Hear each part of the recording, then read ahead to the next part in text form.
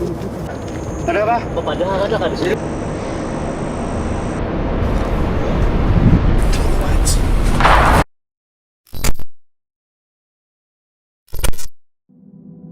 Chamos is a Brazilian paranormal investigation channel that explores haunted locations, abandoned places, and mysterious encounters across the country.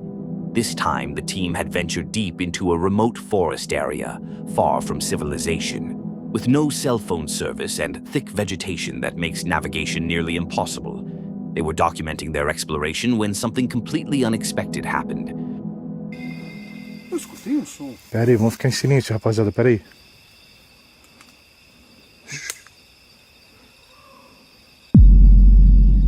Velho, eu socorro, mano. Pera aí, Jefinho. Uma voz.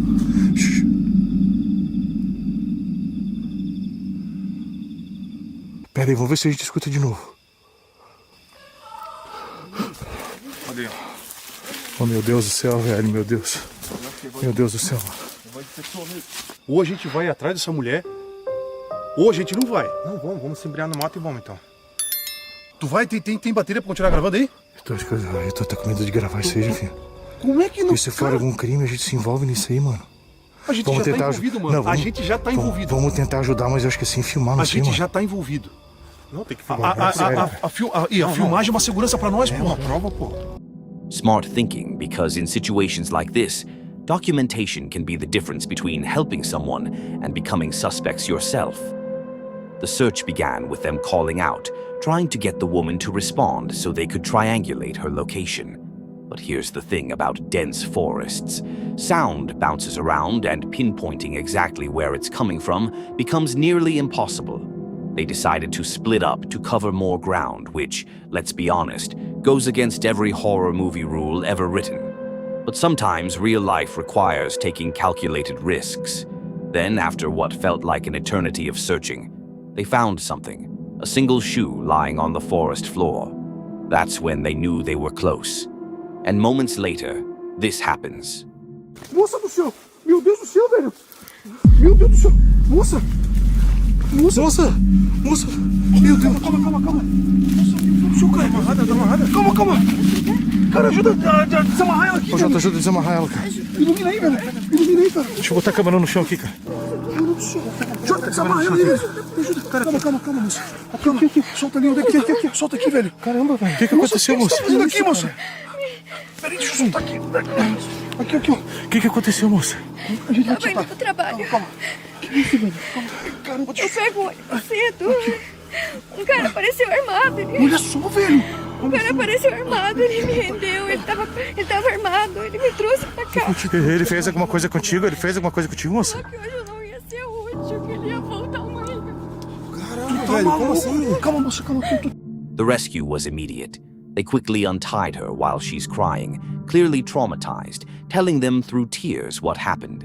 She'd been waiting for the bus at 4:30 in the morning to go to work when a man approached her with a weapon. He forced her into this remote location, took her phone and bag, hit her in the neck, and left her tied up, telling her she wouldn't be useful yet and that he'd be back tomorrow. Think about that for a second. This woman had been tied up in the middle of a forest for almost 20 hours, with no food, no water, completely helpless, not knowing if she'd ever see her family again. If these guys hadn't been there that night, who knows what would have happened when her kidnapper returned. But here's the part that really gets chilling. While they're comforting Melisa and trying to get her ready to move, one of them notices something carved into the tree right next to where she was tied up. The letters L-E inside a heart, and below that, the letter M, which happens to be the first letter of Melissa's name. The team had to find an easier route back to their vehicle, but when they tried to help her walk, it became clear that she couldn't make it on her own. Her legs were too weak from being tied up for so long, and she was barely conscious. That's when one of the team members made the decision to carry her on his back through the dense forest.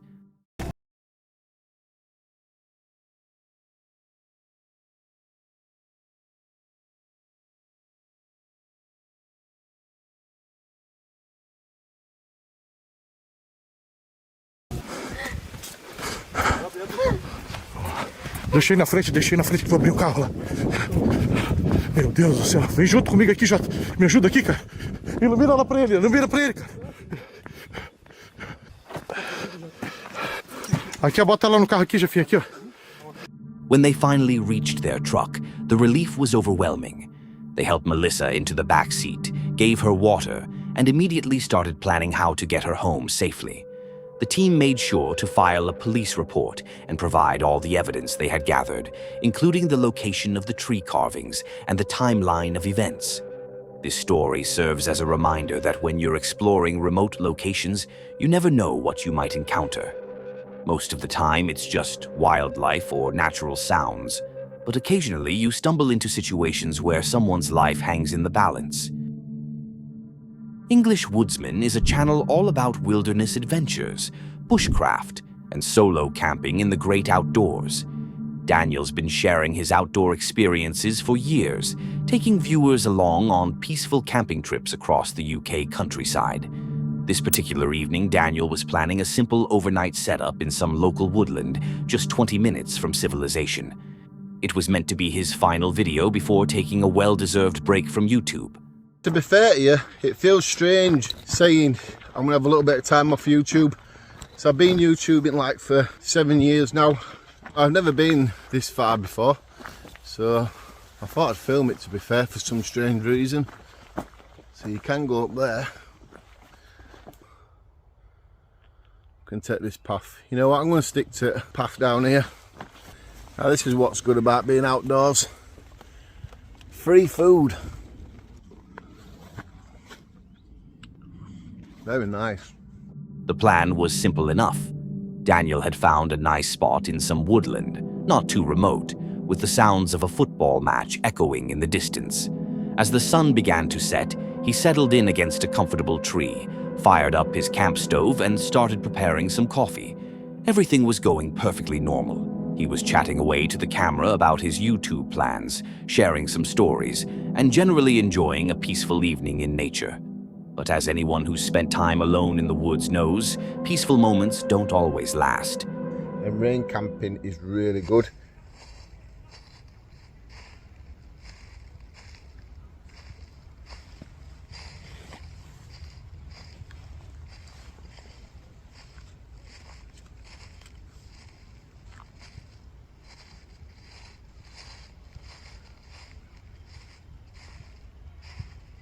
Is that a badger?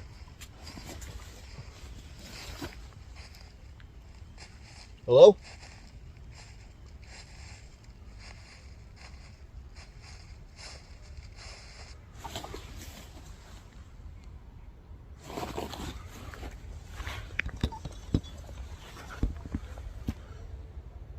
I hope I got that on camera, because if I didn't, and I'm showing this, people won't believe that.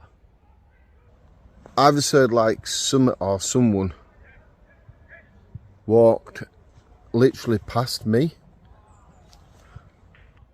It sounded like human footsteps. I know a lot of you are probably thinking it's just an animal, or he's making a big deal out of nothing. And honestly, that's what Daniel was trying to tell himself too. He even said he hoped he'd caught it on camera because people might not believe what he heard. About 15 minutes later, as Daniel was finishing up his infamous spicy noodles and trying to convince himself everything was fine, it happened again.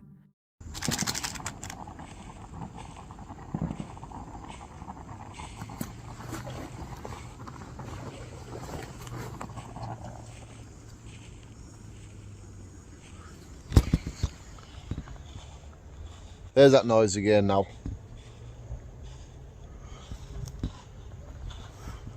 Hello?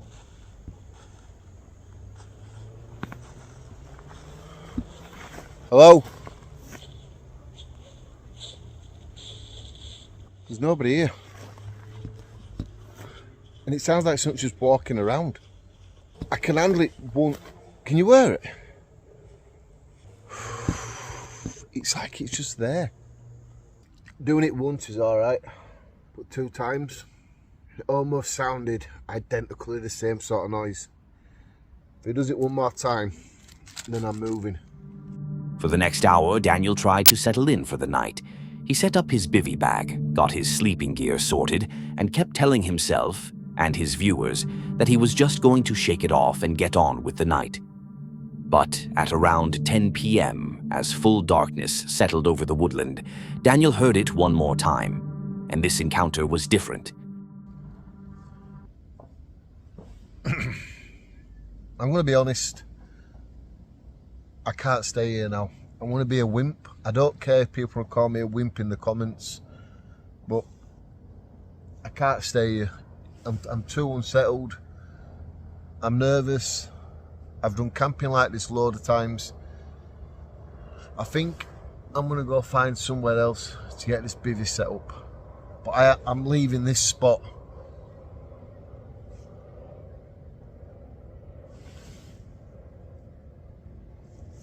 Like now. After the third incident, Daniel made a decision that many outdoor enthusiasts will understand. Sometimes trusting your instincts is more important than proving you're tough. Now, what do you think? Daniel caught these sounds clearly on camera. Footstep-like noises in dry woodland with no apparent source and no response to his calls. Could it have been an animal? Possibly, but Daniel's an experienced outdoorsman who knows what wildlife sounds like. Could it have been another person? Maybe. But why would they not respond when called out to, and why would they keep walking past the same spot?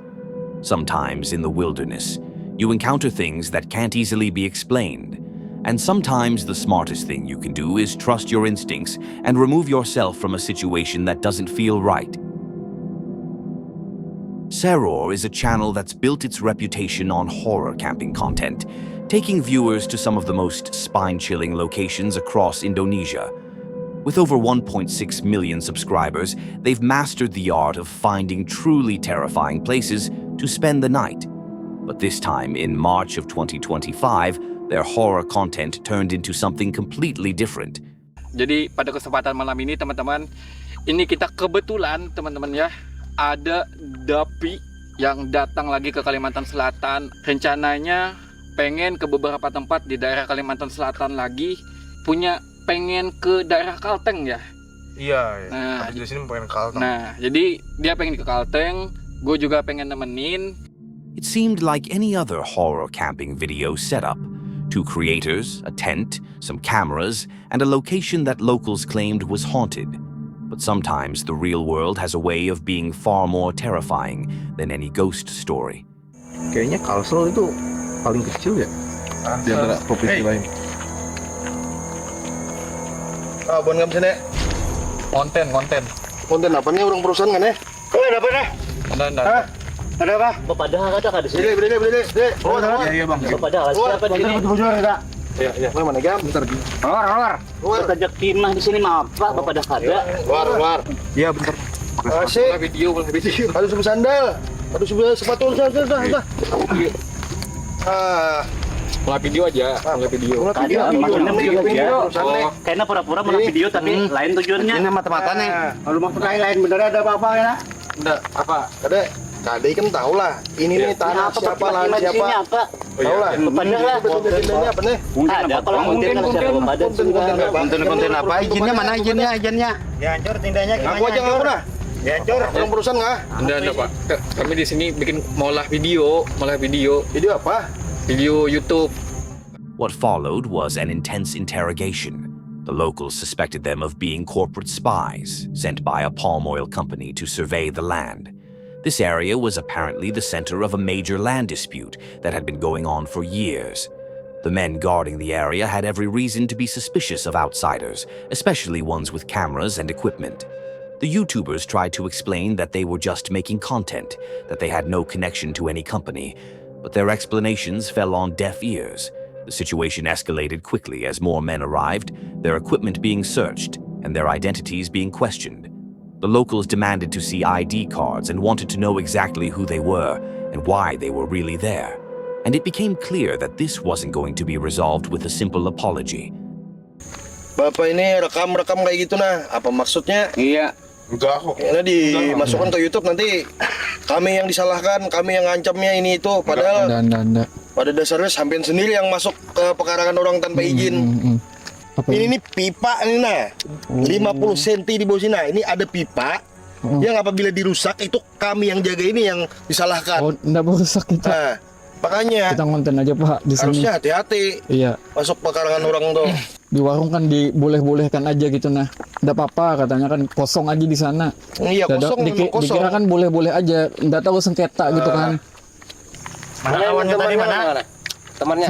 Sudah kesini. Si lagi di jalan. Lagi di jalan. Mama benar. Now, before we dive into the full story, I need to give you a heads up. This isn't your typical scary encounter. What happens next is a real-life situation involving land disputes, legal battles, and genuine human conflict. If you're here just for the scares, feel free to jump ahead to next encounter. But if you want to see how a simple camping trip can turn into something more complex, stick around. Kamu itu harusnya masuk ke pekarangan orang itu harus dicari dulu siapa yang punya, ini lahannya gimana, kenapa. Itu kan di depan itu akan ada portal. Apa ini merokok? Mati kami kah? Oh iya. Itu kan di depan itu kan ada portal. Bisa bicara baik-baik. Apa? Makanya. Nah, gara-gara kalian kesini masuk tanpa ada izin, tanpa ada izin kan begini ceritanya. KTP, saya lihat KTP. Sudah ke rumah Pak RT tadi cuman ada orang. Nah, gini aja. Iya. Nah, kalian kalau memang benar-benar YouTuber atau apalah itulah. Nah, kami mandangnya kalian ini orang yang mau cari gara-gara masuk ke sini karena tanpa si izin di sini. Iya. Nah, maka dari itu kalian semua harus ikut kami ke yang punya tanah. Kebetulan yang punya tanah ada di sini. Iya, enggak apa-apa. Nah, ikutlah kami. Kita banyak tanya kamu. Kalau mau selamat kamu ikut aja. The creators were forced to pack up their equipment and follow the locals. They were escorted to a car where the real gravity of the situation began to sink in. They're recording from inside their car, discussing whether these are legitimate community guards or potentially dangerous criminals. The uncertainty of not knowing who they're dealing with, combined with being in an unfamiliar area at night, creates a genuinely terrifying situation. But then, something unexpected happened. They were taken to a house and the real story began to unfold. Kak, ini saya izin rekam ya. Oh iya. Nah, jadi kakak yang punya tanah barusan. Kami tuh mau minta maaf. Kami tuh di situ cuma bikin konten doang sebenarnya. Kalau masalah kayak sengketa tanah tuh kami nggak paham sebenarnya. Kemarin itu ada kejadian pipa air rusak di situ ya, secara nggak langsung nuduhnya ke kami bang. Kami dikriminalisasi di situ padahal itu tanah saya bang. Oh berarti tadi tanah yang tadi Bang Dati pakai konten itu tanahnya siapa namanya Kak? Itu atas nama suami sih bang. Enggak, aku namanya Winda. Oh oke. Okay. Winda explained that her family had owned the land since 2015 with proper legal documentation. But a palm oil company had been using their land for free for 9 years without any compensation. Even worse, the company had secretly sold the land to another company without the family's knowledge or consent. The family had tried every legal avenue available. They'd filed reports with the local police, the regional police, even the national police headquarters. But at every turn, they encountered corruption and demands for money. When she couldn't pay, her case was stalled. She even tried reporting to the vice president's office through a public complaint program, hoping for justice from the highest levels of government. But even that hadn't resolved the situation. Nah, jadi sebenarnya tadi malam teman-teman ada pelang ini, cuman gua sama si Dapi melewati rute lain. Nggak tahu ada pelang ini, makanya kita bingung tadi malam ada jalan ditutup. Sometimes the scariest stories aren't about ghosts or supernatural encounters. Sometimes they're about real people facing real injustices, fighting battles that seem impossible to win. Franco TV is a channel dedicated to exploring some of the most haunted and dangerous locations around the world. Franco doesn't just visit these places. He goes alone at night to the spots where even security guards refuse to patrol. This time, he's returning to Cementerio de los Prites in Mexico, a place that's already given him some of his most terrifying encounters. But tonight, something different is waiting for him. apparently I've been getting calls from one of the security officers here that were letting me know, hey, just in case if you're interested, just letting you know, there's been sightings of someone walking through here with, apparently they think it's a woman or a man. I'm here now and I just heard like footsteps. It sounds like somebody running through here. But anyway, they've been getting some weird sightings here and I wanted to see if I could explore this. That being said, wish me luck and let's get into the video. What makes this location particularly dangerous isn't just the paranormal activity, it's the human element. The cemetery sits dangerously close to the barrios, an area known for thieves and robbers. Franco is essentially trapped between the living and the dead, with threats coming from both sides. As Franco explores the underground crypts, he discovers something that immediately sets the tone for the night. Just looks like they set it on fire. And I can still see the guy's spinal cord right there, but nothing else.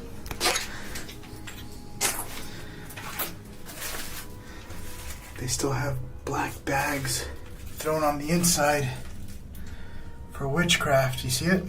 All that's not supposed to be here. That one looks a little opened. The hell is that? Turn off my light for a second. I just heard something weird. For a split second, I heard something dragging or something like whoo, whoo, whoo, just now as I was inside of here. Then it got quiet. I'm just nervous because I don't know what I'm going to run into today. Every time I come to this graveyard, something happens, whether if it's paranormal or if it's a person going through here or a bandit. It's just this place is actually extremely dangerous. This isn't like a property I could rent out. This is like go in, but you're on your own. About an hour into his investigation, Franco starts hearing something that makes his blood run cold. At first, it sounds like moaning, then it becomes clearer. Someone is crying. Not just crying, but screaming. Instead of retreating, he does what any dedicated paranormal investigator would do. He follows the sound. And then, this happened. I'm now getting a lot closer to where I'm hearing the screams. It's actually further up here, but what I'm going to do is I'm going to switch to my night vision camera and see for myself.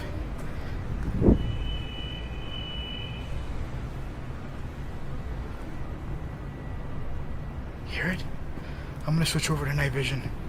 It literally sounds like they're screaming. Oh, it's over here.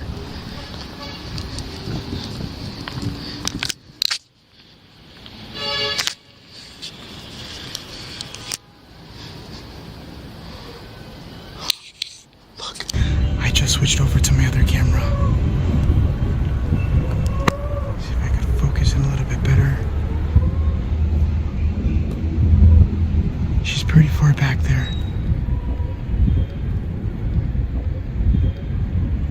Now, I know a lot of you are probably thinking it's just a person, maybe someone grieving.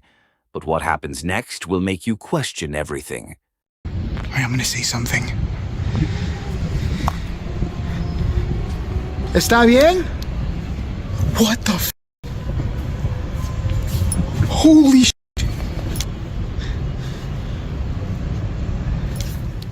It just took off. ¿Está bien? What the f?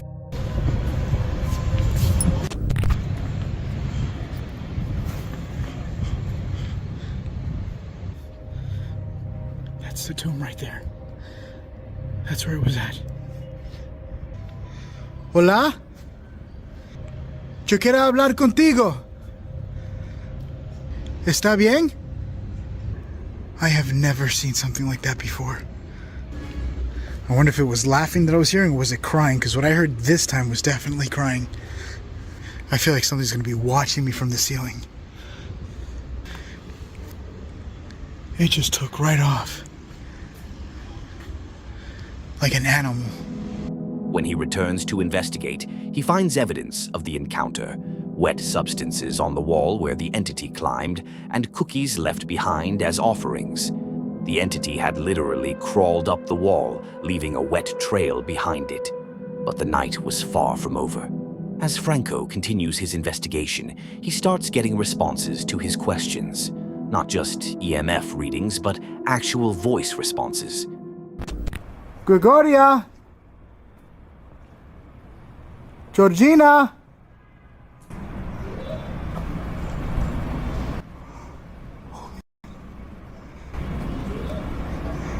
¿Está bien? I just got a response.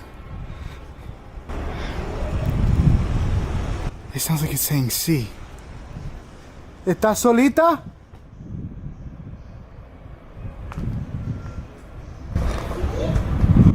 Oh my God. I was literally getting responses that sounded like sí. The responses continue throughout his investigation, each C becoming more chilling than the last. It's as if something is actively communicating with him, drawing him deeper into the cemetery. Yeah, getting EVP responses in a cemetery at night while investigating witch sightings. That's definitely not something you experience on your average Tuesday night. Franco eventually makes his way to Gregoria Camacho's tomb, a famous witch known for doing both good and bad things for people. After nearly 2 hours in the cemetery, Franco decides it's time to leave. Gracias para hablándome. Me voy a ir. Adiós. ¿Tú puedes decir bye? Dile bye. I think it's saying bye. I don't know. I'm gonna leave it up to you guys, but I am getting a bunch of spikes on this one tomb, and it seems to be pretty prevalent. Now, seriously, what do you think? Did Franco actually encounter the spirit of a famous witch, or was this an elaborate case of mistaken identity and environmental factors? The evidence is compelling, but as always, I'll let you be the judge. Sydney is a woman who loves the wilderness so much that she left her entire life behind to start fresh in a camper van, exploring the country and camping in a new spot every day.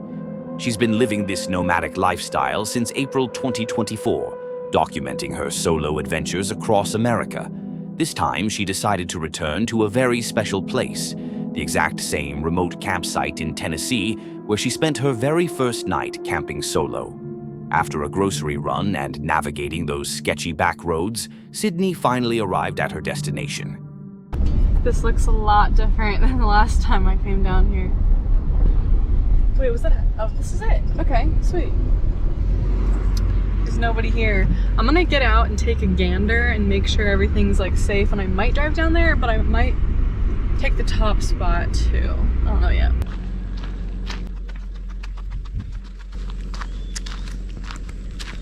That's where my friend Grace camped when I was camping down here. Yeah, I think I'm gonna come down to this spot. I'm so glad it's open. The plan was simple. Enjoy a quiet evening, cook some dinner, and relive that first solo camping experience. But sometimes the wilderness has other plans. She set up her usual routine, folding chair by the creek, laptop for some work, and eventually started preparing dinner on her portable stove. Now, if you've ever done solo camping, you know that moment when you're sitting in complete silence and suddenly become hyper-aware of every single sound around you. It's kind of odd sitting in silence here in the middle of the woods. Like, I don't usually like sitting in silence, especially outside, because then I actually can hear and I'm very conscious of like what's around me. But I haven't heard anything except acorns falling and leaves falling and fish coming up and eating bugs. It's quite nice, actually. No Bigfoot so far. That peaceful moment didn't last long, because this is when things started to get creepy. While cooking her rice and chicken dinner, which, by the way, she'd already burned because, let's be honest, camp cooking is harder than it looks, something caught her attention.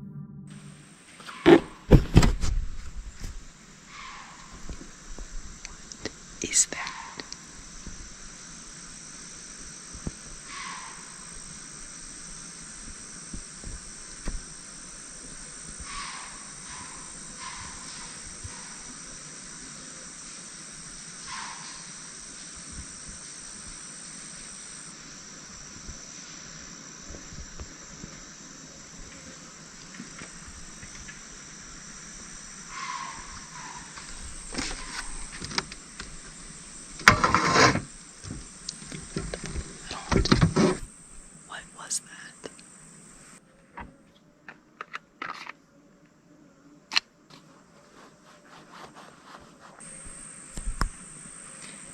Anyways, dinner is served.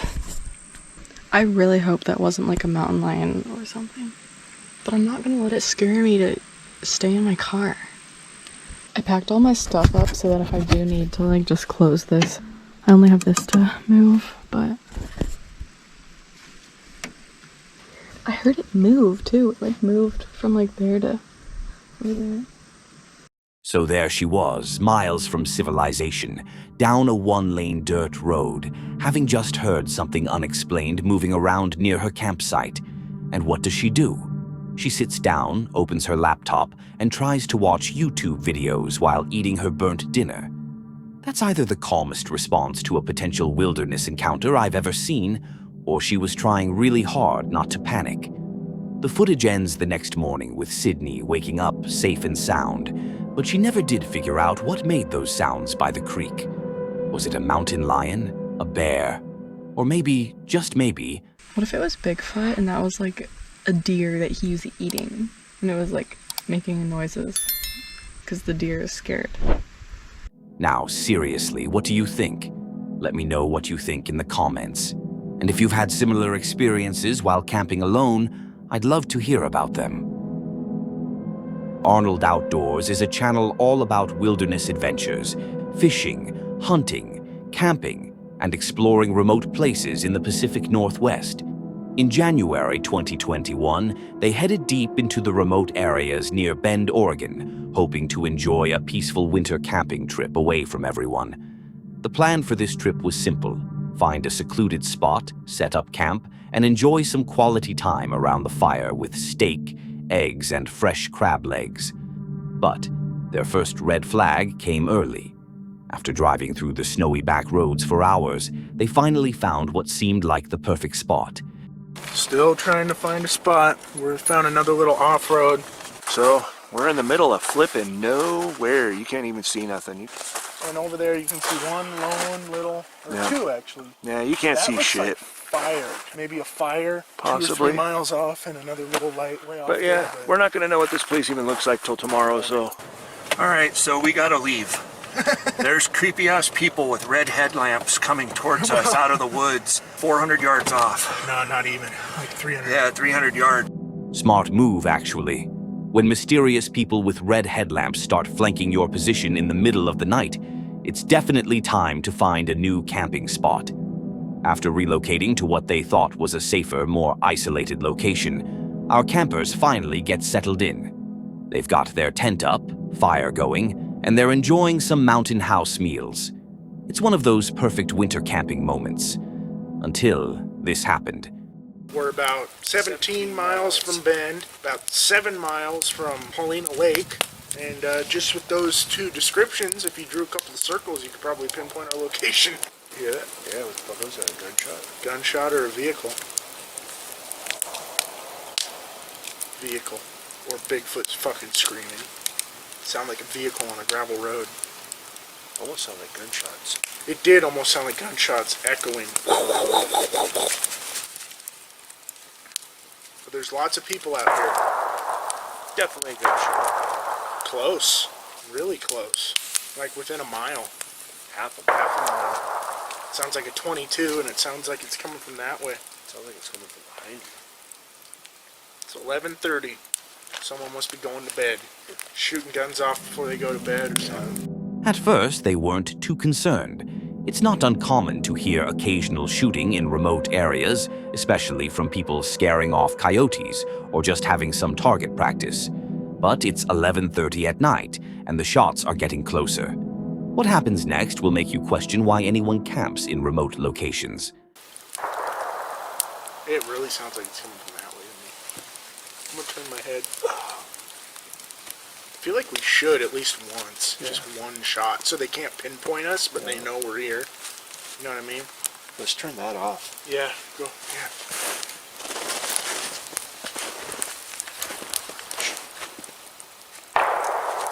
They're right fucking there, dude.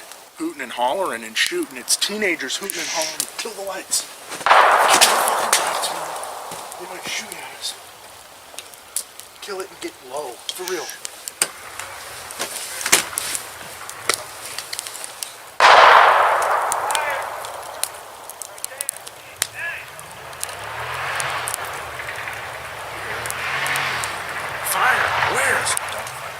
Can you imagine? You're out there trying to enjoy a peaceful camping trip, and suddenly you're lying flat in the snow because someone might actually shoot at you. I'm pretty sure he said fire. The one dude said where, and then he said, "God dang, right there." Yeah, pointing towards like our a fire. yeah. I think they saw our fire. We got a lot of firepower here.